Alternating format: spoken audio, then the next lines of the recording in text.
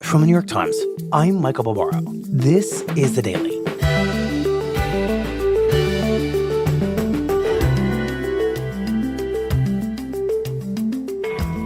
Over the past few weeks, the most senior intelligence officials in the federal government have released a series of new documents that they claim shows that President Obama and his deputies carried out a criminal conspiracy against President Trump starting in 2016. Today, Mike Schmidt on what's behind the sudden re-emergence of the Trump-Russia saga and what happens when the heads of the CIA, F.B.I, and DOJ all turn their attention to the president's domestic enemies.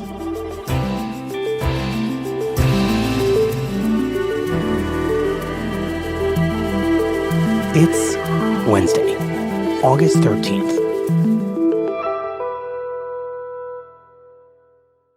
Mike, I think for a lot of us, this all started a couple of weeks ago inside the White House press briefing room.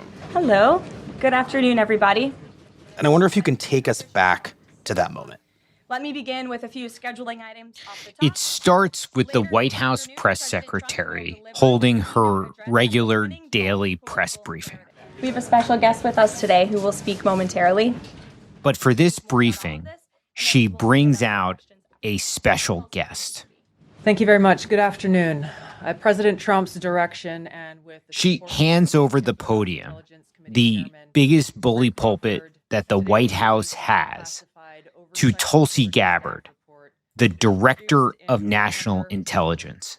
The stunning revelations that we are releasing today should be of concern to every American. This is not about who oversees all of the intelligence community agencies.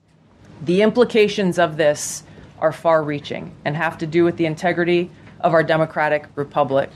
And she proceeds to claim that she has uncovered a massive conspiracy involving President Obama, his intelligence agencies, Russia, and Trump.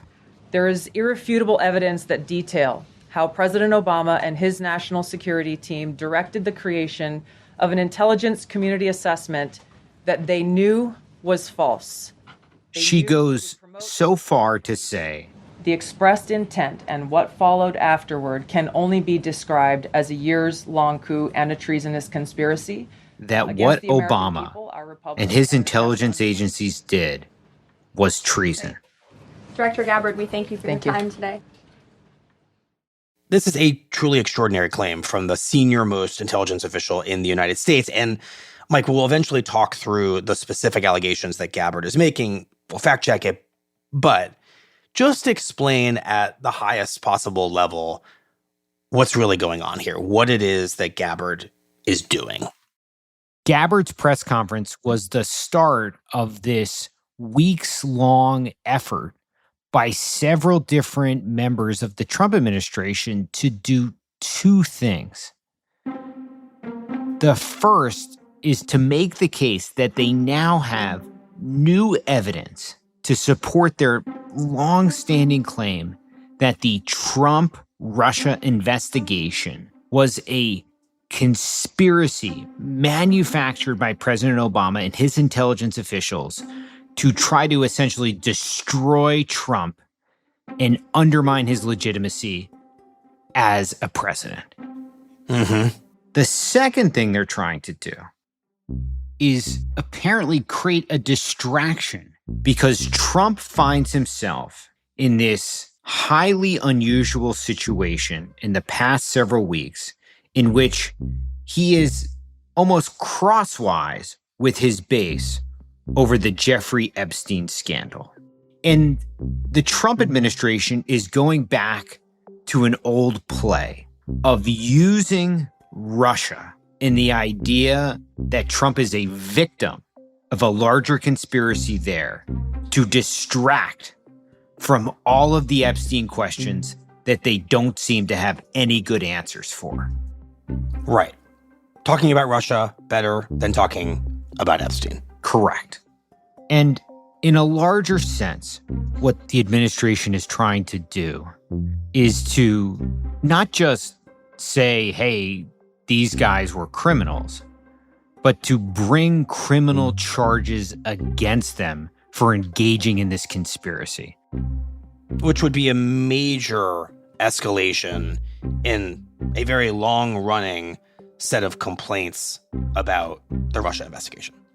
They want to follow this thing all the way through and put Barack Obama and officials like his CIA director, John Brennan, in prison.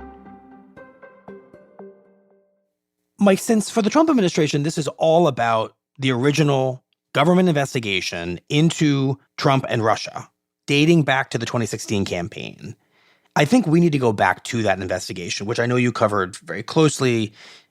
Just remind us of the very basics of that investigation and its conclusions and why the Trump administration remains so fixated on it. In the aftermath of Trump winning the 2016 election, it was widely understood that Russia had meddled in the campaign. Obama, faced with that reality, ordered his intelligence community to conduct an assessment, essentially a determination, to understand what Russia had done and why it had done it. The intelligence community comes to a series of conclusions, which they lay out in a document that was released in the final days of the Obama administration, just before Trump was about to take over. And they find that Putin tried to hurt Hillary Clinton and help Donald Trump while undermining America's democracy. But for Trump, this document, this assessment, was the original sin. Because what it did was cast doubt on his victory. Did he win the election fair and square? Or did the Russians help him do that? And from what you're saying, folks like Tulsi Gabbard are now coming out in the last 2 weeks and saying we have firm evidence that that intelligence community assessment was wrong and that the people involved in producing it, especially Obama, knew that it was wrong. So let's get back to what Gabbard is alleging. What Gabbard is starting to do is declassify documents that she claims irrefutably prove that not only is the assessment a bunch of nonsense, but it's at the heart of a criminal conspiracy. Mm-hmm.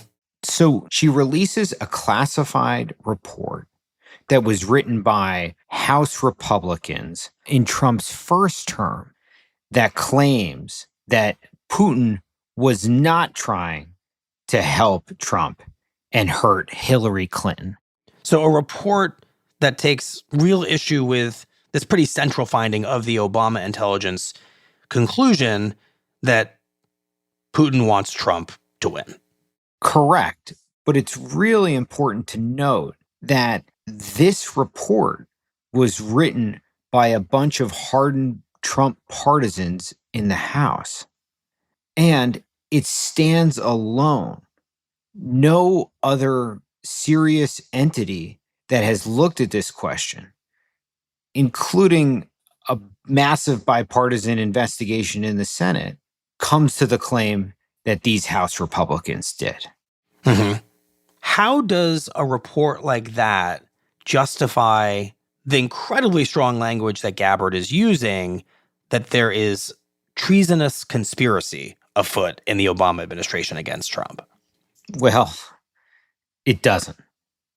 There is a massive gap between what she is claiming and what she is releasing. Mm-hmm.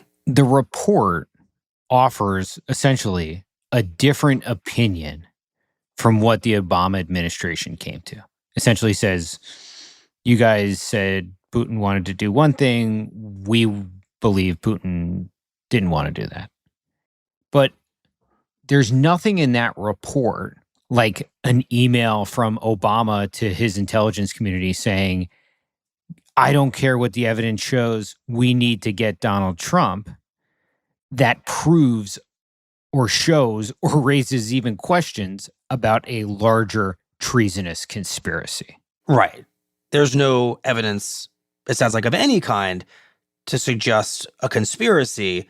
But that is not at all how Tulsi Gabbard is talking about this from the White House podium. No, she is making this out like the smoking gun that Trump and his allies have been searching for all these years. Nothing that she has released backs up her claim of a treasonous conspiracy. But despite that, she sends a criminal referral to the Justice Department, essentially a letter saying, hey guys, you really need to conduct a criminal investigation into this. And Gabbard is not the only Trump administration official who, over the past few weeks, has been declassifying information and releasing documents to claim that they have their own evidence that Obama and his officials engaged in criminality. And we will talk about those right after the break. We'll be right back.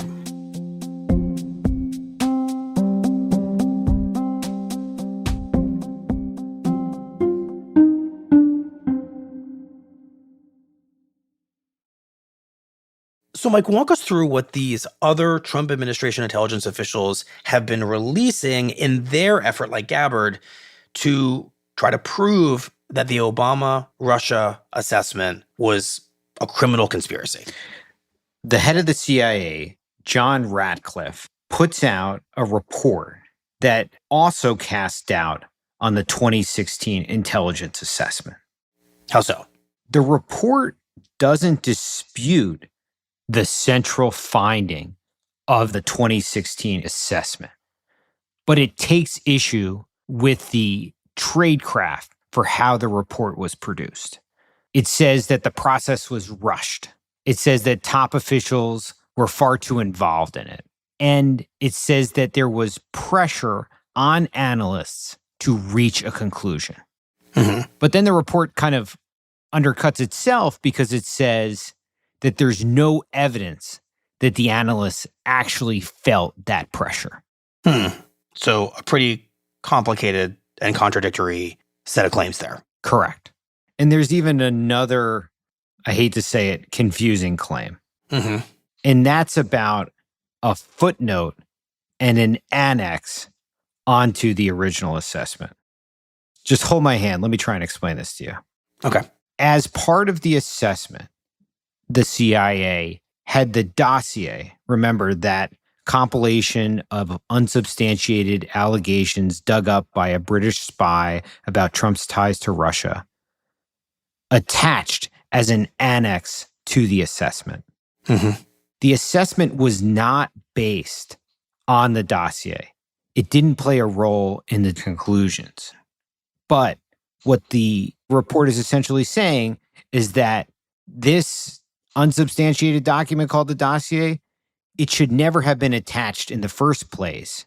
And because it was attached, it casts some doubt on the entire claim. Mm-hmm. So based on this and not much more, Ratcliffe comes out swinging. Trey, there is no question. This was the greatest political scandal of our lifetime. He says, all the world can now see the truth. It derailed our country. It derailed President Trump's presidency, his first 4 years in office. Brennan, Clapper, and Comey manipulated intelligence and silenced career professionals. And it really is a stain on our country that should never happen again. And Donald Trump is committed to making sure that it doesn't.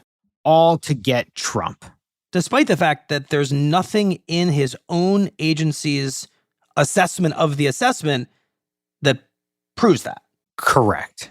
So as with the case of Tulsi Gabbard, the director of national intelligence, when it comes to the CIA director, John Ratcliffe, we're dealing with a very big gap between the evidence that he's putting forward and the claims he's making very loudly and very publicly. He's claiming, like Gabbard, there's a criminal conspiracy here, but this CIA report he puts out in no way supports that.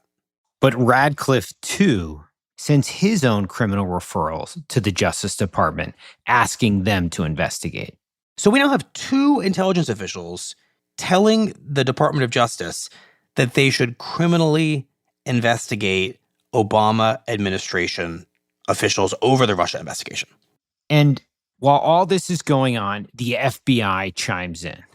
This was incredible. Sources telling Fox News Digital that Director Kash Patel found a tranche of documents related to the Trump-Russia probe inside multiple burn bags. The FBI Director Kash Patel declassifies a piece of intelligence that he claims shows that this conspiracy, it actually originated with Hillary Clinton. That's how vindictive and vicious the former leadership structure here was. They withheld and hid documentation and put it in rooms where people weren't supposed to look. And it's a good thing we're here now to clean it up, and you're about to see a wave of transparency. But are you saying And what evidence does Patel offer to support that claim? An email between Clinton allies in which they claim that Clinton personally approved a plan to tie Trump to Russia. But what Patel doesn't say is that a previous special counsel that was appointed by Trump's Justice Department to look into the Russia hoax determined that the email was likely a fake. Wow. That Russian intelligence officials had taken a range of hacked emails and made them into a composite that depicted Clinton as the originator of the conspiracy. And presumably, the FBI director, Kash Patel, would have known that and yet still released it and treated it as a smoking gun. Correct. So a very noticeable pattern is clearly emerging here. A senior Trump administration intelligence official claims very publicly to have unveiled a new piece of evidence proving a criminal conspiracy when it comes to the Russia investigation. And yet, when we actually look at the allegedly supporting evidence, the document, the report, the email, it doesn't hold up. It does not support the claim that the official is making, yet nevertheless, it's amounting to a series of pretty serious criminal referrals to the Justice Department. And what it does is it tees up the Justice Department and Attorney General Pam Bondi to go out and do a criminal investigation. So within days of these criminal referrals coming in, breaking tonight, a major development in the Russiagate investigation. Reports start to emerge in conservative media The Justice Department is taking its case to a grand jury. that there is a grand jury investigation being conducted into these allegations. Attorney General Bondi is taking the referrals from Director of National Intelligence Tulsi Gabbard, quote, very seriously. Here's what President Trump said on Truth Social. The truth always wins out. This is great news. God bless America.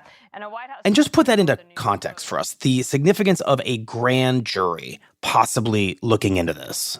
It means that the Justice Department is prepared to go out and use its criminal powers, the power of subpoena, the power to compel witnesses to testify, the ability to go to a judge and try and get a search warrant. It means that the Justice Department is now willing to use the federal government's most powerful tools to try to get to the bottom of this. I mean, let's end with a reality check about whether or not these criminal investigations could ever result in successful prosecutions and convictions of senior Obama administration officials. Because let's just take the example of former President Obama. It's our understanding now, it's been widely covered, that the Supreme Court's ruling that gives President Trump immunity for a lot of things that he has done in office would likely apply to previous presidents, including Obama. So it seems like it'd be pretty hard to successfully prosecute President Obama for something he did in office, right? Correct. And prosecuting the other intelligence officials would be very difficult too. You would need to have a judge look at the evidence that the government is presenting and essentially say, yeah, there's enough here to move forward with putting this person on trial and trying to get a conviction. Right. And as we've demonstrated, there isn't all that much evidence there. The chances that they would be prosecuted are not nearly as high as the expectations. Mm-hmm. But I think we kind of need to take a step back from that and look at the larger issue of what's going on with retribution during Trump's second term. Right after Trump came into the White House, he and his aides went after law firms and universities. And particularly with the universities, like Harvard, they used a whole of government approach to pressure the school in ways that certainly I had never considered. Right. When you say whole of government, you simply mean almost the entirety of the government, multiple agencies. We use this term like whole of government approach, a term that's usually used about how to use the federal government to solve a problem like cancer. Mm-hmm. And what we're now seeing is that whole of government approach where the intelligence community is using the fruits of what it has in its coffers to get the Justice Department to go out and criminally investigate Trump's enemies. And there's a level of sophistication to that is just different than what we saw in Trump's first term, when he had many more guardrails around him. And his best efforts at getting his enemies investigated were screaming about it on Twitter or trying behind closed doors to twist the arms of Justice Department officials. Right. This time, he is activating the leaders of the most important agencies in the federal government who seem extremely eager to cooperate with this goal of his, of going after these people. I mean, the director of national intelligence, the director of the CIA, the director of the F.B.I. And I don't even think Trump needs to say anything. These people all have the same view of Trump's enemies and what should be done to them. So I'm not sure it's as much about whether Trump directed it or not, but that he has surrounded himself with yes people who know exactly what he wants and are using their powers to try to get him there. Mm-hmm. But is there any risk to the Trump administration doing everything that's done here, starting these criminal investigations, and as you've said, potentially not getting very far, not being able to really prosecute anyone, probably not being able to get anyone in jail? Doesn't that end up potentially backfiring in kind of the same way that overpromising on the Jeffrey Epstein story has backfired? I think the Epstein story is different because in the Epstein story, Trump and his allies who are now in his administration promised that they would release information that was going to show Trump's base how powerful, wealthy Democrats were pedophiles. And now, in reaction to the administration not releasing that material, it's raised questions among the base about, hey, are you trying to still cover something up? Mm-hmm. In the Russia story, it's always been very clear to the base who the good guys and the bad guys are to them. Right. And it's been clear that Trump has tried as hard as he can to go after them. And at the end of the day, I'm not sure that Trump's supporters are going to hold him accountable if promises of criminal prosecutions don't turn out the way that they want. Right, because he will always be on the right side of this battle. When it comes to Russia, Trump will always be the victim and he will always be the hero. Well, Mike, thank you very much. Thanks for having me.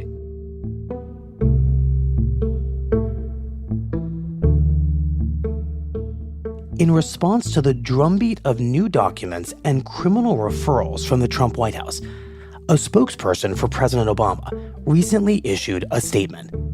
It said, quote, "Out of respect for the office of the presidency, our office does not normally dignify the constant nonsense and misinformation flowing out of this White House with a response. But these claims are outrageous enough to merit one.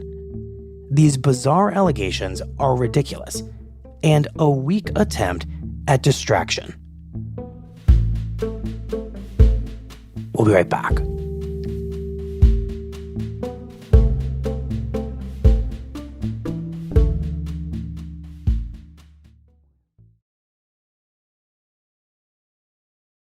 Here's what else you need to know today.